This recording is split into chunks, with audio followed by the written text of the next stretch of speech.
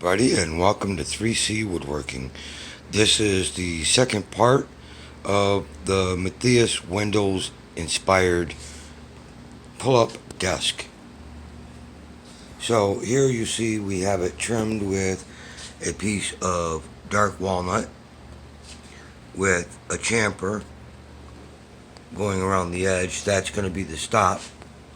And then going around the plywood with a round over is dark walnut.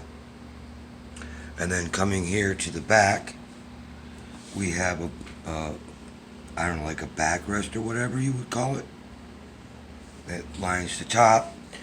I think that what I'm going to end up doing is I might put like a some type of a recess here so that I can put pens and whatnot in there.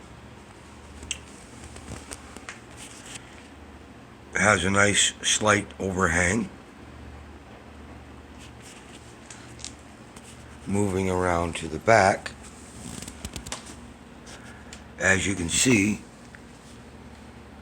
I chamfered and then softened the edges.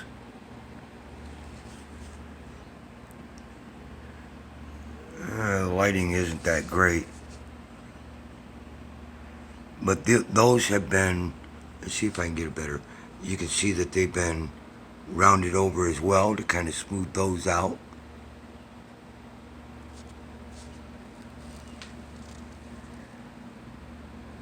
And there's the duckbill feet. And as you can see, that's all been rounded and blended. As well as in there.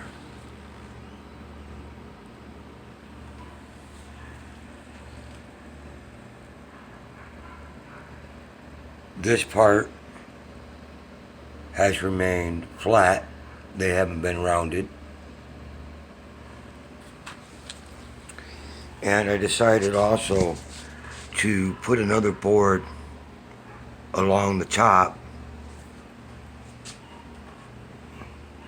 matching the angle, the side angle,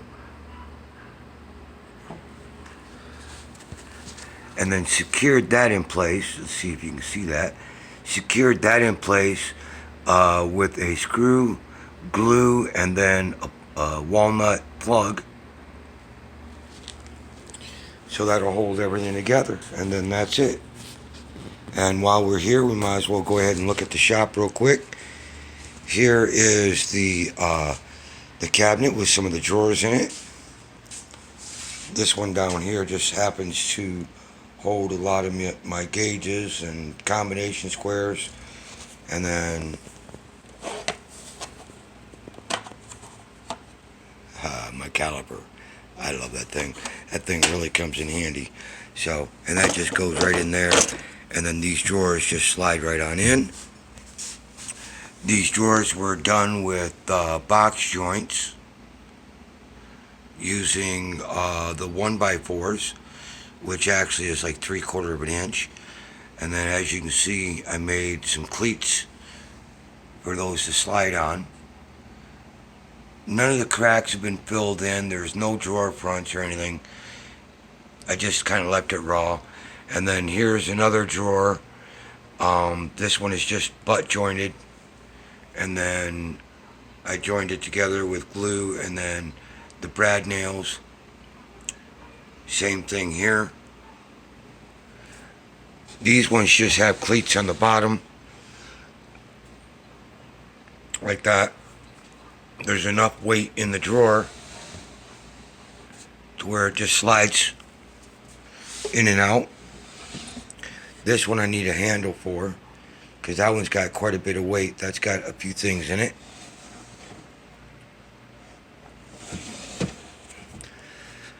And then this is going to have to be rebuilt. As you can see, the handle actually broke off. I had a mishap here in the shop where one of the little towers I got fell on it and busted that.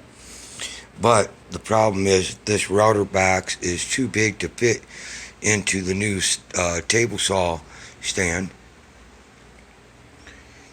So all of this mess still needs to get cleaned up.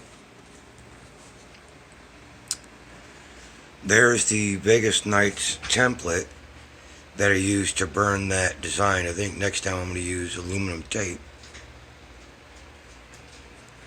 Then coming over here, well, this is a part of it. This right here is for a stained glass door. I got assembled that. But this was going to be a cabinet to hold all my router bits, but as it turns out I may change that design, and that one is actually complete with dovetail joinery. They're coming out, they got to get tapped in there, and then of course here in the back, that's the sled that I used to put the taper on the desk. This is what I have left of all the wood stock. Right now I have it neatly tucked away in this little cubby. The square stock is still up there. This is a giant Vegas Nights template.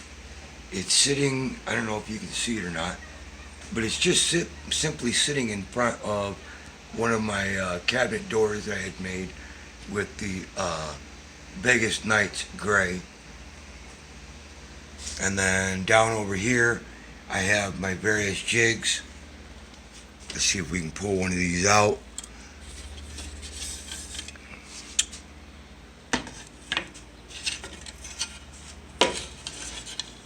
This is the jig for, or the template rather. This was for the foot. And it also has a cleat on it, so I can actually set the board on here up against this edge, and then I trace out that profile. Worked pretty good. Okay. And then we have, next up we have the Chicago Electric 14-inch bandsaw. Works pretty good. I have a table mounted on it to give me somewhat of a zero clearance, but it also slides back and forth in the miter slot. Here we have the new workbench, and I have the pipe clamp set up on the end of it. I was going to put a router and make a router table in here, but I'm thinking I want to change this top, because over here these tracks are supposed to run together, but as it turns out it's a little bit too thick on this side, but I've already got the thickness that I want, so that would make it kind of sloppy. And then down here, oh, there's the new Hercules table saw. We'll look at that in a moment. That's for the dust collection, right? I thought I was going to be able to run it into the down underneath over here, but as it turns out, this setup, even with this little shot back here, I originally had it set up to this one over here, but this thing, the dust stopper, is a royal piece of crap. I wouldn't buy it. Save your money. I don't believe the reviews.